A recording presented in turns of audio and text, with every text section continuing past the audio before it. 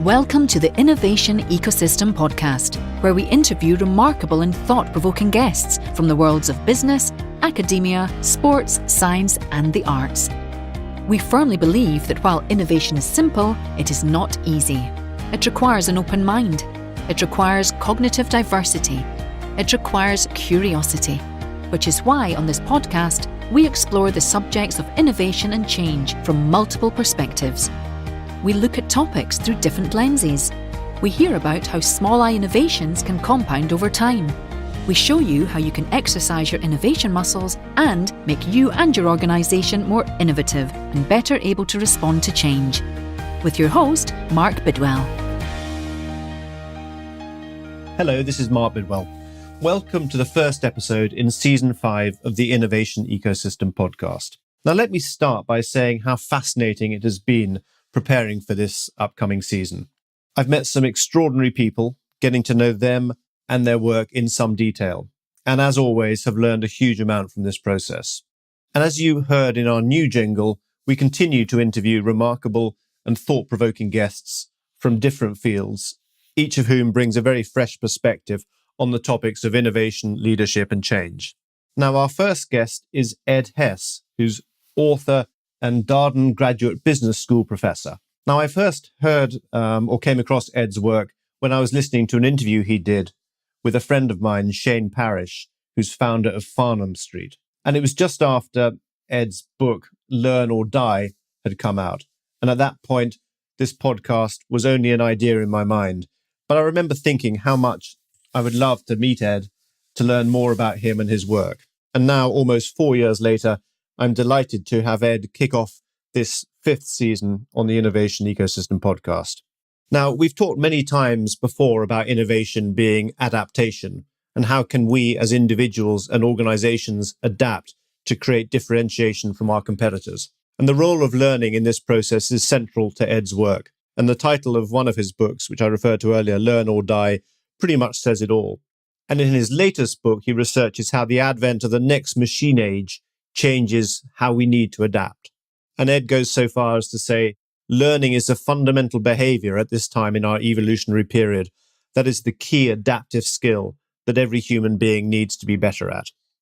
And we expand on this point by talking about the smart company of the future, one which can no longer differentiate itself via operational excellence, as this will soon be commoditized through technology.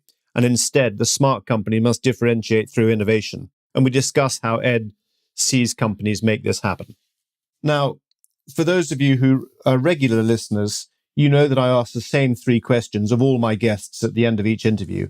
And you can listen to a compilation of the answers from Season 4 guests on our website or on iTunes. And they have actually proven to be very popular. I'd urge you to listen to them. Now, Ed's answer to my question, what have you changed your mind about recently, was very, very different from anything I was expecting or that I have heard from others over the years. And it continues to intrigue me. I'd be really interested in your thoughts too. So without further ado, let me introduce Ed Hess. Well, Ed, it's great to have you on the show today. Welcome. I first read your book, Learn or Die, probably 3 years ago, and I was really keen to get you on the podcast. And then when I learned that you got a new book out, Humility is the New Smart, and the subtitle, Rethinking Human Excellence in the Smart Machine Age, it feels like the time to get you on the show. So welcome and very pleased to have you. Thank you very much for having me, Mark. Looking forward to our conversation. So let's get into, you said before we started recording that you've been working in the area of learning for a number of years. Why is learning so important for us today? It's survival. And I don't say that jokingly. It's organizational survival, but also it's survival, and it's the gateway or the way that human beings can find meaning, purpose in life, the way human beings can flourish. It's so important today because the pace of change and invention, especially in technology in the world, is at such a fast pace that the ability for humans to adapt, the ability for humans to evolve, the ability for humans to stay relevant, all comes down to our ability to upgrade our internal operating systems, upgrade our mental models to better reflect reality, to update our ability to connect emotionally with other human beings, because it's only with other human beings that we can truly learn at our maximum capabilities. Mm-hmm. And so learning is, if you will, the fundamental skill that humans need to excel at in order to continue to thrive, find meaning, have purpose, live a good life, go all the way back to Greek philosophy, be happy. Yep. I mean, there's a Darwinian element to this. I mean, it's not the strongest or the most intelligent that survive, but those that are most responsive to change. I mean, is learning the vehicle for change in that sense? Learning is the main way that one can respond effectively and positively to change. Yes, learning is the fundamental behavior that basically at this time in our evolutionary period is human beings. Learning is the key adaptive evolutionary skill that every human being needs to be better at. Mm-hmm. And human being, and also at a sort of at the next level up, organizations as well. And I mean, you touched on that in the book Learn or Die. So maybe we can get into that. First of all, what's the link between one of the themes is the link between operational excellence and innovation and learning. So maybe you can just say a little bit about that. That's the organizational context, if you like. Yeah, most organizations have a business model that's built around either operational excellence or innovation or a combination. Some organizations have a business model that's built upon acquisition and, if you will, oversight. Mm-hmm. But generally speaking, it's operational excellence and innovation. Well, if you think about what is operational excellence, well, operational excellence is being better, faster, and cheaper. Well, how do you become better? Well, you figure out how to do what you're doing better. But what does that mean? What if I do this? What will happen? I don't know. Will it make it better? I don't know. So what do? I think I try it. I try it and I see what happens. I explore. And if it works, I keep it and do more of it. If it doesn't work, well, what happened? What surprised us? What does this mean? What if we tweak this? Or should we just forget this idea? That whole process is all about learning. Mm-hmm. And if you think about innovation by definition is, at least my definition, is a big new, something very different for you. Close-in innovations are really just higher level improvements. But an innovation is something new, a new product, a new service, a new business model, a new way of delivering to customers, something that you've never done, something that's not an add-on. Oh my goodness, I've never done this. So what do? Well, I've got to have the courage to go out there and let's do an experiment, just like a scientific experiment. Mm-hmm. So my hypothesis is if I do X, Y will happen. Let's design an experiment and do that. All right, we do the experiment, we look and evaluate the results. What is that called? That is learning. Innovation is itself a learning. So a learning culture can be the overarching or overriding culture in an organization that promotes both operational excellence and innovation. The company of the future in the smart machine age is basically going to be a company where the strategic differentiator is innovation, because operational excellence is going to be primarily technology enabled and is going to become table stakes. You won't be in business as a company in the future if you're not operationally excellent. The difference is those that succeed are those that, if you will, stay in business for long periods of time, are those that are continuously able to innovate. So underlying both operational excellence and innovation is the concept of human learning through experimentation, because experimentation happens in operational excellence and in, if you will, innovation. The difference is some of the processes that you use and the tolerance for the risk of surprises or failures. And so your hypothesis, Ed, is that because of the pace of change you alluded to earlier on, a lot of the software as a service, the enablers of operational excellence driven by technology will become standard, and the only way then to compete will be, how innovative is your culture and your organization. That's correct. Okay, that's correct. Operational excellence will be table stakes. It will be commoditized because, as you so correctly said, the software as a services and also the big AI cloud platforms. We will ultimately move to a consolidation of having one or two large AI cloud platforms in each, we'll call it industry ecosystem. And everybody will have access and for fees, but everybody's going to have access to that type of information. It's you get down to, all right, so what do the humans who have access do with it?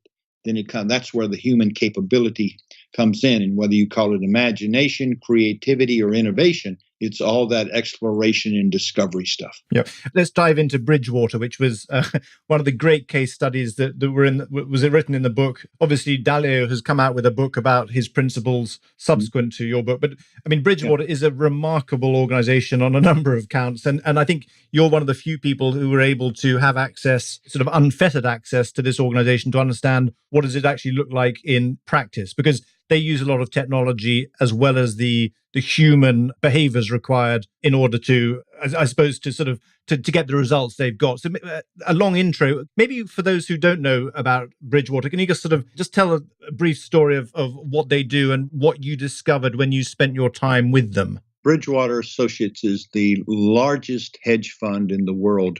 They manage around $160 billion, primarily for large institutional governments, pension funds, corporate pension funds.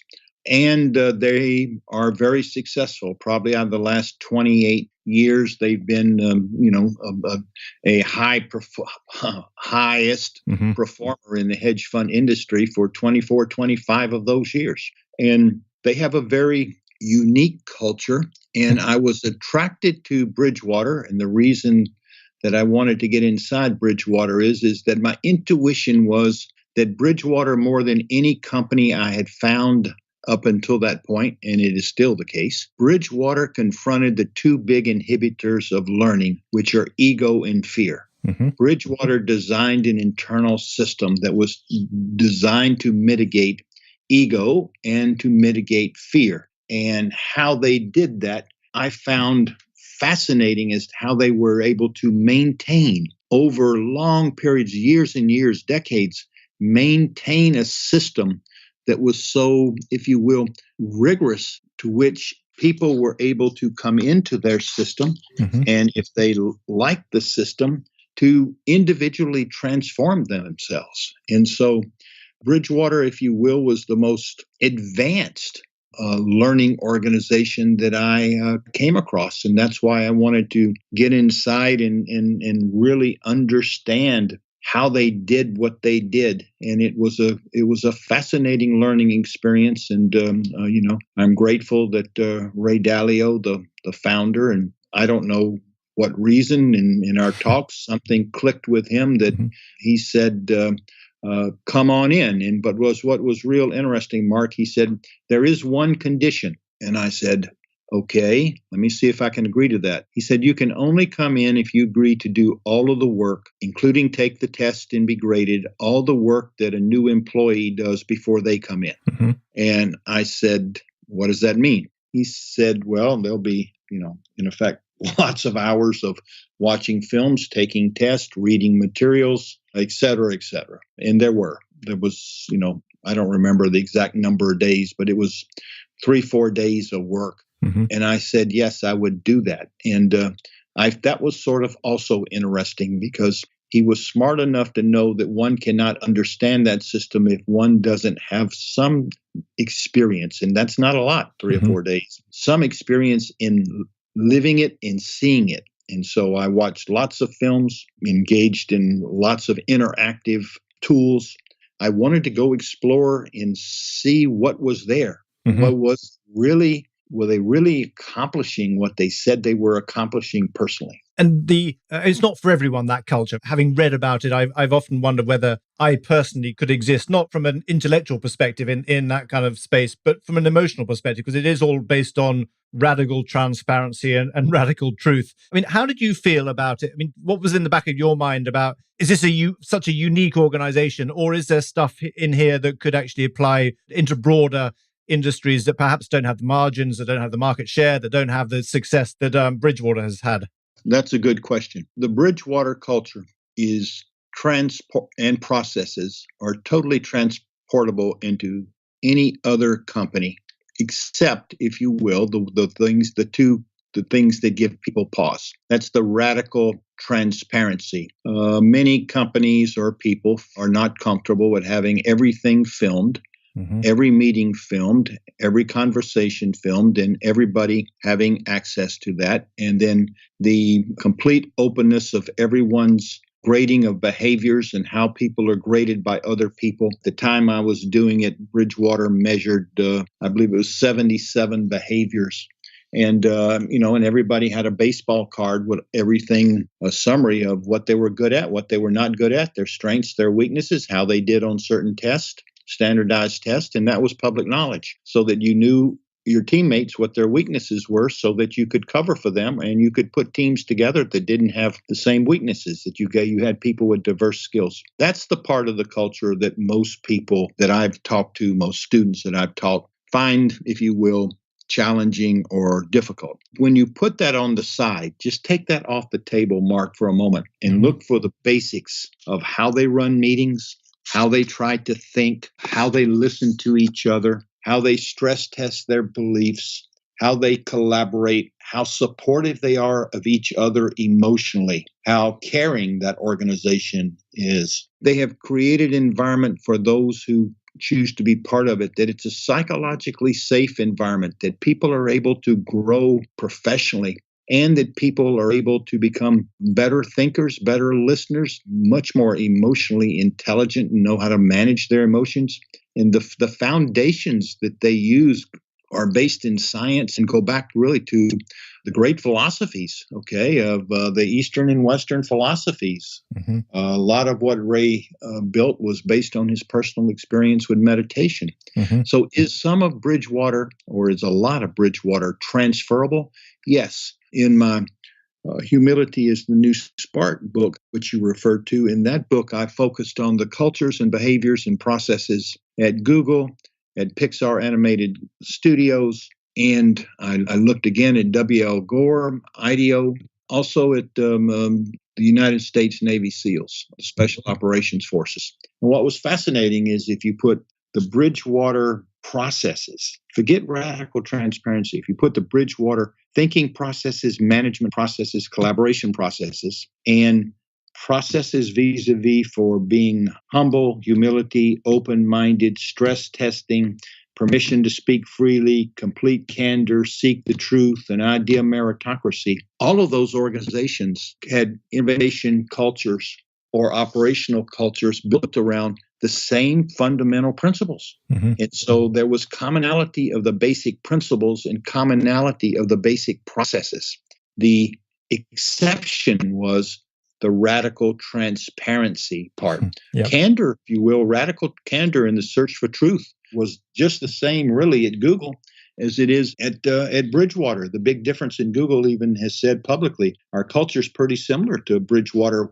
The difference is that we believe in people, we believe that people's right to privacy about their personal is, more important. That we don't wish to go the other way. But understand, the thing about Bridgewater is nobody forces you to work there. People choose to be part of it. And clearly those people that are part of it, and I know it's a long-winded answer, what was fascinating in the days that I spent inside of Bridgewater, I had people, senior people, say stuff to me like I'd never heard at highly successful companies. I mean, I've been 16 on my 17th year on trying to discover the DNA of organizational and human excellence. And I had people inside Bridgewater say, I love the people I work with here. I says, what do you mean by love?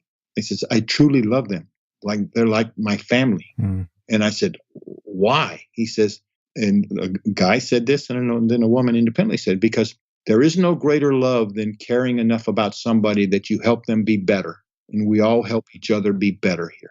Yeah. And maybe we can get into you mentioned humility versus ego. And one of the companies you looked at in your earlier book, Intuit, that this whole concept of time to bury Caesar. I'd love to sort of get into maybe this is a way into the humility conversation, but what did they mean by that time to bury Caesar? And how did that play out in Intuit? Well, it's played out very well. What they were saying when it's time to bury Caesar is that no longer is the highest ranking person idea or decision because of rank going to be what calls the day. It's the same philosophy that Google has, that the highest paid person's, judgment or idea is no better than anyone else's. What's the data say? What's the information say? The only time that the highest person's opinion is better than anyone else is when that person is an expert and there's not a lot of data and it gets down to intuition.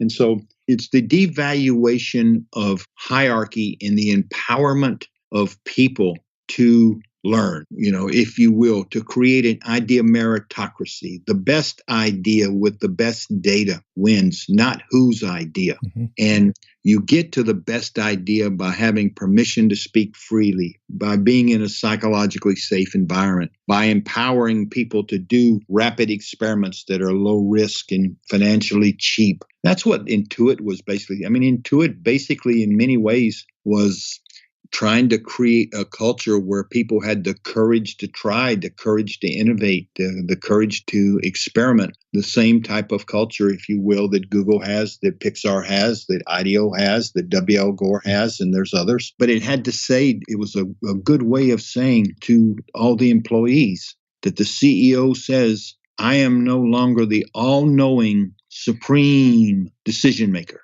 Mm-hmm. Because there's also a history, as you mentioned in the book, about there's a history of this kind of behavior in East Asian organizations and cultures, as well as in Scandinavian cultures. This concept of the unboss almost, or unbossing your organization, is not just a purely, your examples were American, albeit global companies, but there's a track record of this kind of philosophy in other parts of the world as well. Yes, you're quite correct. And what's so fascinating about companies that are on this journey in the United States, as you well know, the United States has the most, we'll call it excessive individualistic survival of the fittest corporate culture of probably any developed economy. And so what corporate America in many cases is saying now, that system won't work going forward, where innovation is going to be the primary strategic differentiator, because innovation only really occurs in teams of people, can only be effective, if you will, if people have or learn to cooperate and collaborate effectively, not compete. And it's no longer who wins. It's much more what's the best for our customers, what's the best idea. So what's going on, what's so fascinating about technology and what's happening with the technology is going to dehumanize businesses in the sense that it is going to reduce human headcount. But for those people remaining in the company, technology is going to humanize business, because it's going to make business become much more humanistic, because only then emotionally are people able to overcome their internal limitations and be their best self, to be highly creative, highly innovative, highly emotional, engaged with each other and with their customers. Because I've come to the conclusion after all these years that innovation is a highly emotional skill. Yeah. And let's pause that for a moment. So I just wanted to go back to something you were saying. The other piece I thought you were going to say, and maybe you said it in different words, but by being humble and being open-minded, I guess that means that you're far more open to diversity, cognitive diversity, to fresh ideas, to different perspectives on topics and on problems. Absolutely. And the reason that humility is so important, we tend to be very reflexive thinkers, and we are basically confirmation-seeking thinkers. We only process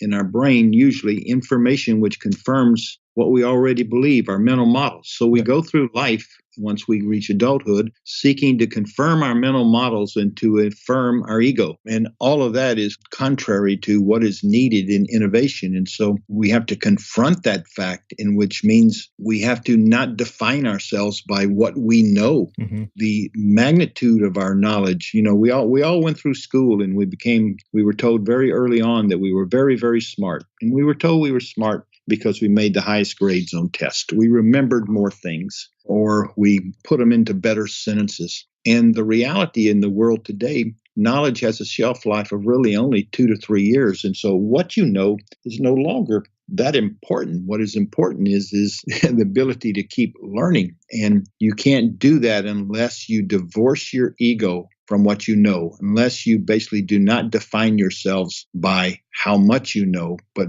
you define yourselves by the quality of your thinking, listening, and collaborating skills. So you got to redefine your ego strokes, and you got to as you know, you're not your ideas. All right. Yeah. You got to decouple your beliefs, your ideas from your ego, which allows you to be open-minded, because only then can you perceive better. Can you listen better? Can you ideate better? Can you be open to, if you will, better insights from data? We've got to basically free ourselves from what Einstein called the prison. We're the prisoners of our mind. We've got to unlock those chains. And it's mission critical now in the time we're going into, because it's that newness, differentness, that ability to adapt and evolve that's going to separate those that are able to add value and those that can't. So what's getting in the way? Just to play back what I think I heard there, Ed, I mean, I think what you're saying is that what gets in the way are, I mean, other people have talked about it in terms of systems one thinking, the kind of biases, be it the confirmation or the availability biases. And that's what's getting in the way. So if you're able to interrupt the reflexes to take you there and to focus more on some of these, on the emotional content, on the questioning, on asking and not telling, those kind of systems two thinking tools, that's where the magic happens. Is that a fair kind of characterization? Yes, and I'm going to add something. I didn't say yes, but yes, and that, and if you will, learning how to internally manage yourself emotionally and physically, so you can basically increase your abilities to perceive the world as it is, not as you want it to be, or is not as you think it is. So that's totally open-mindedness, the clarity. And that comes from basically what I call inner peace, quiet mind, quiet body, quiet emotions, and quiet ego. And working on all of those things allows us to be more open to telling and making meaning with others, because we can only change our mental models by changing our stories of how the world operates. And we only can do that by really conversations with other people. And that's where the emotional engagement comes in. And so it's a complex process of people sitting back and shutting off. I guess I use this statement in a lot of my work. In order to be your best self, you have to become selfless. And it's this becoming selfless which allows you to be a better processor, a better thinker, a better listener, to basically, this is not about me. This is not about you. And that allows us to be more open to, if you will, not be so reactive, and so to not be on autopilot. So it's all wrapped up in modifying ourselves cognitively and emotionally. And so it's broader than just some of the biases. It's actually operating internally at a much more totally in the moment, in control of what's going on inside your body, your mind, and being totally open, opaque, clear, so that stuff can come in without the ego getting in the way and the fear getting in the way. It all comes down to, can I remove ego and fear from my dailiness as to how I live? And then you're writing it. I mean, you come across, you're very open and transparent about some of the personal challenges you faced on this journey. And I think the reflective listening section around how you felt you were quite good at it until you actually reflected on your skills was quite profound. I think you said you were an awful listener both at home and at work, but you've done things that have improved your ranking on that particular competency, right? Yeah, I was worse than an awful listener. I'm not even sure I listened, but yeah, all of us. I've been on a journey for some years, and I'm still on the journey. I'm not there. And I've learned over the years that there is great joy in the journey and in making small advancements. And every once in a while, the small advancements add up to a realization of, wow, I'm acting and behaving differently. I'm thinking differently. And most of what I've written about, and most of is in many ways in looking at the science, the research. Gosh, by now I don't even know the number of academic articles. It's at least leading academics. It's got to be over the last years, 2,000 or more academic articles in trying things that the research is sort of saying. But it's a journey. It's a journey, Mark, that And yeah, I had a lot to work on. And thankfully, I made a little progress. Do I still have a lot to work on? Yeah, I'm not where I want to be. I'm trying to get to a higher level of being able to access whatever the part of us human beings that's our intuition, our subconscious, that large part which goes on inside of us, to tap into that, to see if that can make me more innovative, more creative, to come up with more different approaches. But yeah, I was a poor listener. I had a big ego. I identified with being smart instead of identifying with the quality of my thinking. I was very successful, but I really was never trained in critical thinking. I really was never trained in how to emotionally connect with other people. It was amazing that I got as far and did as well as I did, but I've had to, I've had to do a major overhaul, and it's still a work in process. And so, Ed, for people who are listening and relating to some of that, around the ego, for instance, or not being particularly good listeners, are there a couple of things that they can do to exercise these emotional muscles or these cognitive thinking muscles? I mean, you put some resources in the book, but anything that jumps out as being, a real game changer based on your experience?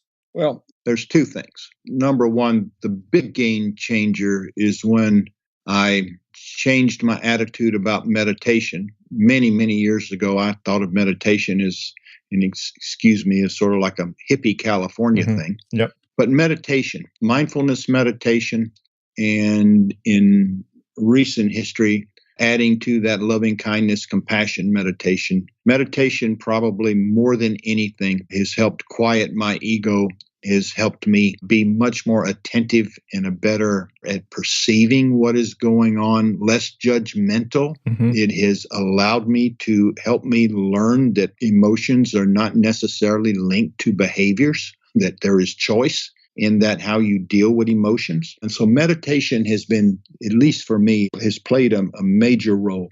The second thing that's really played a role is the science of human excellence, or the science of expertise, or the best science in cognitive training. And I'm very fortunate that my psychology mentor for over 37 years was one of the leading experts in the United States on training and learning. And who's that? You mind asking? Dr. Lyle Bourne Jr. Okay. And he's chairman emeritus of the psychology department at the University of Colorado. And then when I was in the graduate program there, Anders Ericsson, who's Mr. Expertise, 10,000 hours, who's now at Florida State. Anders was in the same department, and I knew Anders, and their work impacted me greatly, because what I learned from their work is the power of processes and daily rigor. In that people only can change if they try to work on one or two things at a time, very, very deliberately, and they measure themselves and hold themselves accountable. And they basically get down to, what behaviors do you want to change? What behaviors do you want to do less? And what behaviors do you want to do more? And to pick a few of those behaviors and work on them and measure yourself frequently during the day, and use mental rehearsal at night to go back and replay your day. And we're not talking about spending 3 hours at night, and so the second thing that really helped me, Mark, was to become rigorous in having daily processes on what I was working on. And then as I made progress to move on slowly, not try to do everything at one time. Yeah, reasonable progress in a measurable progress in a reasonable period of time. Yeah. Yep. I thought your answer, Ed, was going to be how you sign your email, because that struck me as such a simple but also such a profound story in your book. Yeah. That one, you're very kind. That may have been the first nice statement I received about that point. A lot of people think, that's weird, which is all right. But no, I woke up one morning after I got into my meditation, and I woke up one morning and because I was thinking about this, about what can I do every day that just sort of helps me reinforce during the day that it's not all about me. And it just hit me. Why don't I sign my name all in lower caps? So little e, little d, instead of big E, little d. And I said, how does that feel? And I said, well, it says to me that it's sort of like my reminder, each letter, each engagement, that it's not all about me. I'm just a little speck in a great big planet Earth, which is just a little speck in a great big galaxy, which is a little speck in a great big cosmos. I'm just a little speck. And, while I'm here, it's not all about me. And what can I do to help other people and to live a meaningful life and be a good person? So I started signing all my emails and my letters and my, if you will, my holiday cards or, my et cetera with a little letter. And to this day, it's been years since I've did this. To this day, when I do that, when I'm typing my emails or typing on my iPhone and everything, each time it's a reminder. Yeah. It is now ingrained, because when I type that, something feels positive, but it says, remember, whatever's happening next, it's not about you. Yeah, and it ties beautifully back into the overall subject of your current book around humility. But it just struck me as a very simple, something everyone can do, and also, as you articulated just now, has very profound implications as well. Yeah, everybody will do their own things and find the things that make sense to them or make meaning for themselves. And so it only works if you get to the point where automatically in your mind, when you're typing your I'll just use you as your example, your first name, and so it's little m, little a, little r, little k instead of big M. It only happens as you're typing it, you feel a sense of some joy and some affirmation about the positive aspect of what this means to you. It's not about me, and that's okay. I'm not the center of the universe. And I can be a better person, a better learner, a better thinker, a better innovator, a better parent, a better friend, a better colleague, if it's not all about me and I'm more open, so I'm perceiving the world better, I'm engaging with people better, I'm accessing more parts of my inner being, my creative, emotional, imaginative parts that I can get into flow easier when it's not about me. Yeah, love it, love it.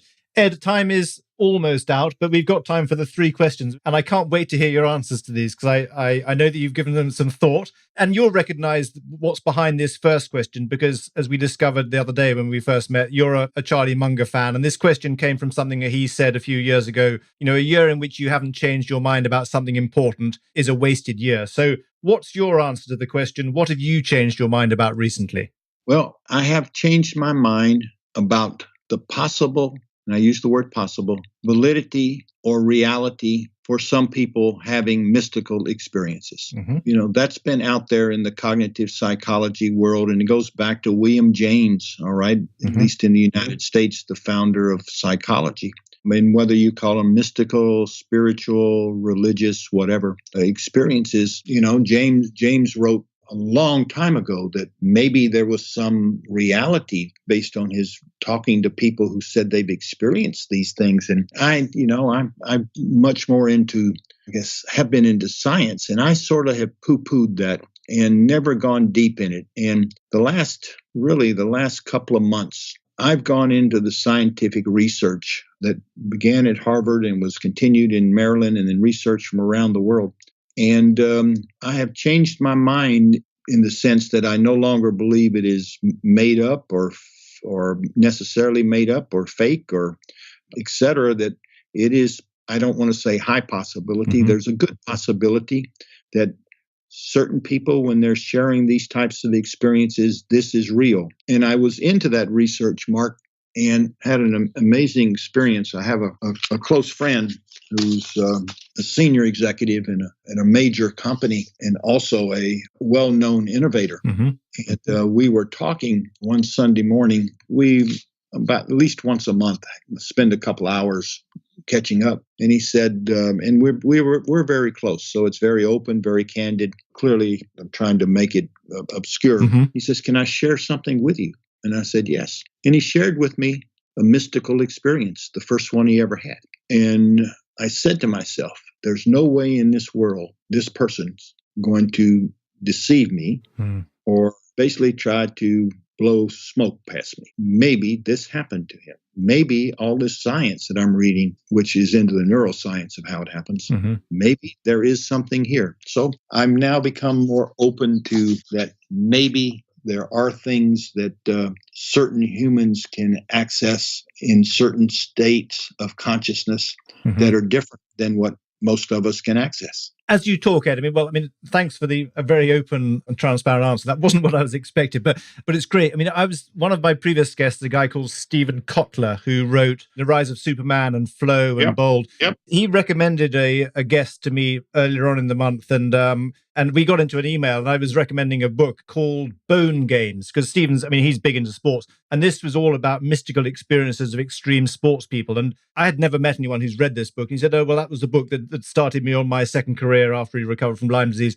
And I'm just making a connection now because I hadn't thought about the mystical elements of that book. But I'll send a copy as a thank you, because I think you might enjoy it, because it was very much into some of looking at the subject, but from obviously from a different angle from your experience. Yeah, and then the thing that I would say is, I spent a lot of time reading the research, and there's a recent book by one of the leading researchers who's been at Hopkins and was at Harvard, William Richards, I think, called Sacred Knowledge, that goes into the research and puts at least the neuroscience theories as to how something like this can happen, in effect, chemically in our body. Yeah, it's interesting. So thank you for that. Yeah, no, absolutely. Because I'm an anthropologist by training, and obviously a lot of the texts that I studied early on talked about mystical experiences of shamans and of different cultures. And so there's a lot there, but it's fascinating that it's found its way into a senior executive in a well-known company is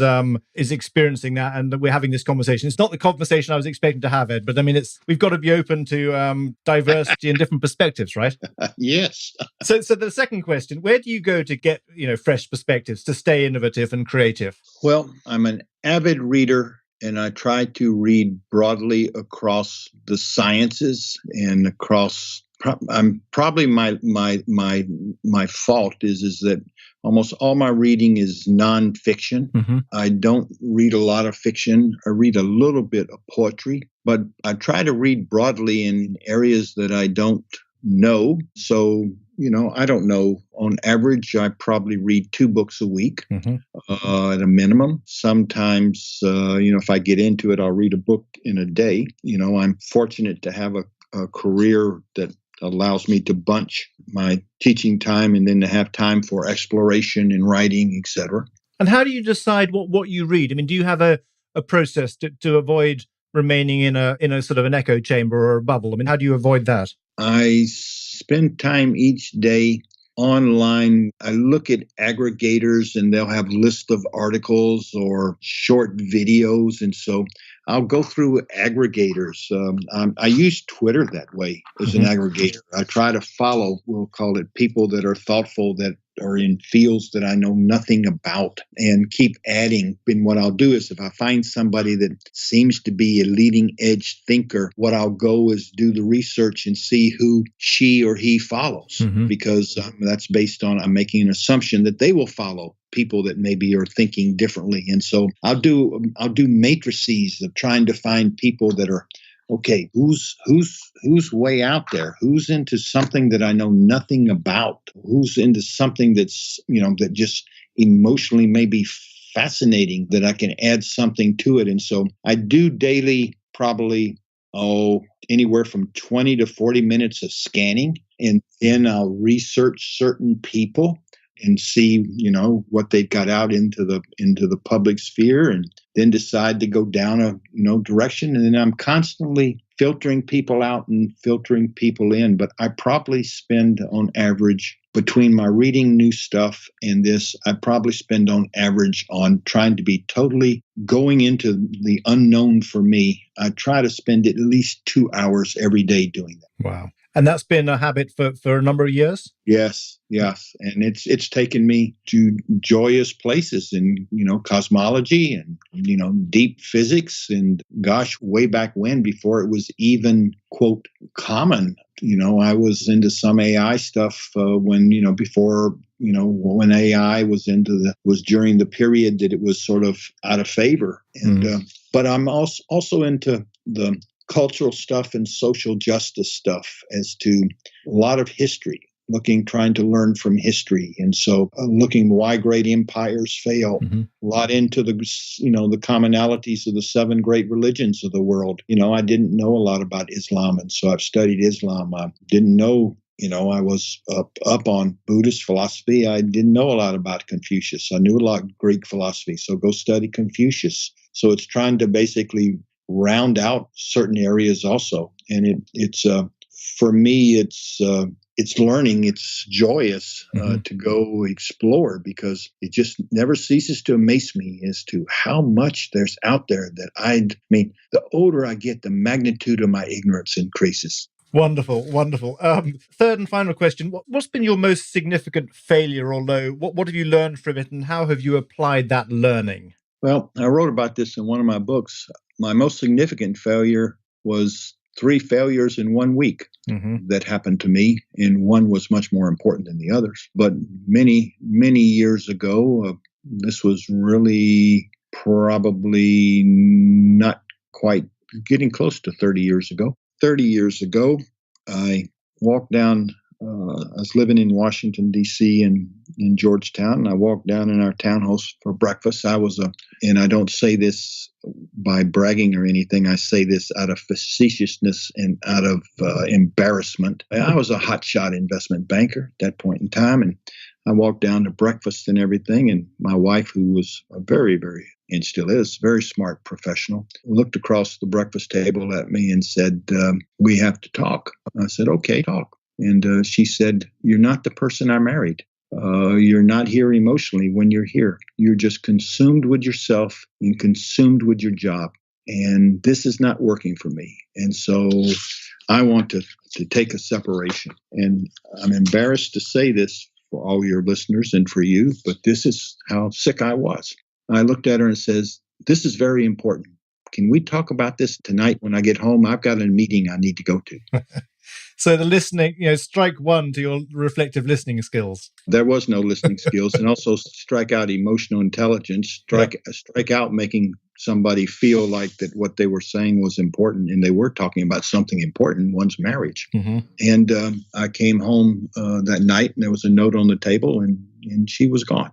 And, thankfully I got help and began a transformation. And, we're happily married today now, going on 37 years. And, I'm, as she will say, I'm still a work in progress, but I will always be a work in progress, improving. But the fascinating thing, Mark, that week was the week also, 2 or 3 days later, I made a large investment with my brother in an investment, which for me was a large sum of money. And that investment went under. And then on Friday of that week, I was the top 2 finalist for the CEO of a major company. And I really wanted that job. And I was the most qualified, I thought. So the executive recruiter called me and said, "Let's go to lunch." And I said to myself, that's a good sign. We go to lunch, and he sits across the table and he says to me, "You're the most qualified person for the job, but I'm not recommending you for the job, because I don't think you will ever be happy in any job, because you are so ambitious and self-centered that you will always look for the next challenge, and you won't be happy.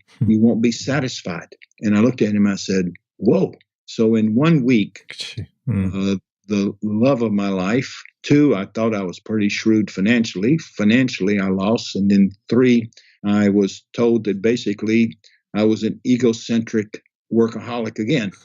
And that was excuse my French, that was a hell of a week. Yep. And so what did I learn? I learned basically that I wasn't as smart as I thought. I learned that I needed to basically find myself, that I had lost in the, if you will, I got caught up into I'll call it the workaholic corporate game, and defining myself solely by business success instead of defining myself by many other things which are more important.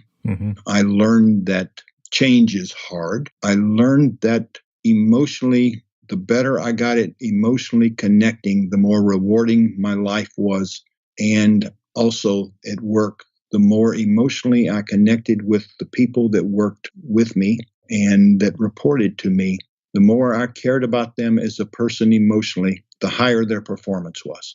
And that is something that was amazing to me, because I always had high performance teams, but I didn't get the highest performance because people were not emotionally engaged and didn't really, I wasn't meeting their emotional needs. And so I learned a lot in that week. Yeah. I didn't learn it all in 1 week. I don't care, we're going back, but took time. But that was you talk about a rude awakening, 3 huge, one much bigger than the other. But the first failure in my life occurred in a week. And in that week, 3 of them occurred. Yeah. And all hitting you in different parts of your wallet or your ego or your heart, if you like. That's right. Yeah. That's right. And I guess that the great mystery of life, or the great spirit of life, or whatever the life energy force, I guess that life energy force felt like it would take that type of large force to dislodge me from the ego temple that I sat in. Yeah. It reminds me of an expression: life doesn't happen to you, it happens for you. And that's probably quite a good way of describing that week. Yes, that's a very good, yes. And I will say to you, in hindsight, it is an absolutely outstanding way of describing that week. Lovely.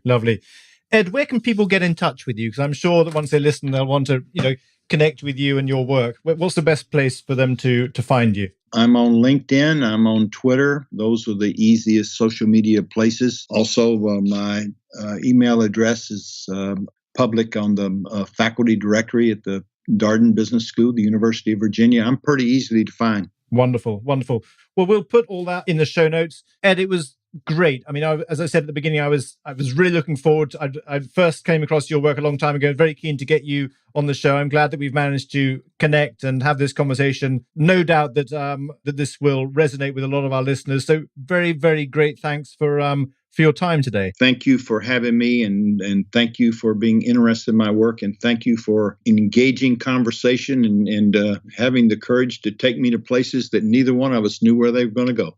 Absolutely. Wonderful. Well, have a great day, and thanks again, Ed. Take care. Same to you. Cheerio.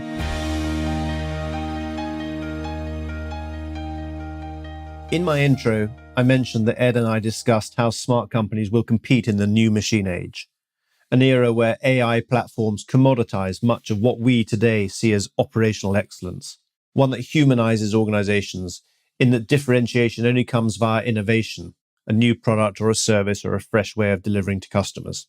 So the key management challenge here is, how do you create the environment where this flourishes? And Ed talked in detail about the criticality of learning to make this happen. As we heard, his research is based on the practices of some of the world's most admired companies, the likes of Bridgewater Associates, Gore, and Pixar.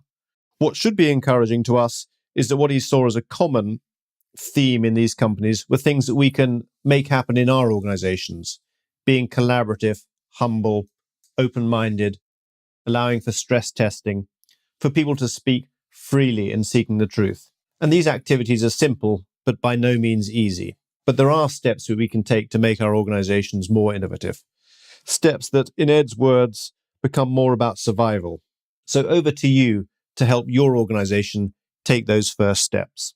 I hope you enjoyed this episode of the Innovation Ecosystem. As I say, this is the first episode in season 5. We have a great lineup ahead of us, and also a library of some wonderful previous guests. You can find out more on our website, www.innovationecosystem.com, or go to iTunes and enter Innovation Ecosystem, and you can download the podcast on your smartphone. Been a great pleasure to kick this off again. Let me know how you felt about this interview and any of our other work. And until next time, have a great week. This is Mark Bidwell, changing perspectives, one podcast at a time.